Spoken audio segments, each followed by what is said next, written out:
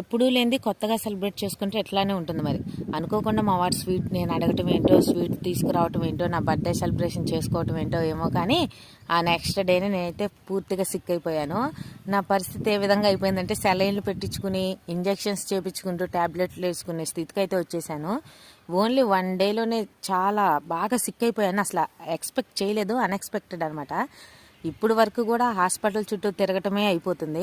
Finally అయితే ఆ సూది తీసేసి సెలైన్స్ ఈ ట్రీట్మెంట్ అంతా ఆపేసేసి ట్యాబ్లెట్స్ అయితే ఇచ్చారు. ట్యాబ్లెట్స్ అయితే ఏమైనా సరే ఎలా అయినా సరే టైం టు టైం అయితే వేసుకోమన్నారు. అలానే ఫాలో అయిపోతున్నాను. సిక్ అయిన తర్వాత అయితే ఒక 2-3 రోజుల తర్వాత అయితే మా ఊర్లో నోములు సెలబ్రేట్ చేసుకుంటారు. ఆ నోములకి అయితే ఇంటికి చాలా మంది చుట్టాలు వచ్చేసారు. మా వారైతే సిక్ అయినప్పుడు చాలా హెల్ప్ఫుల్ గా ఉన్నారు.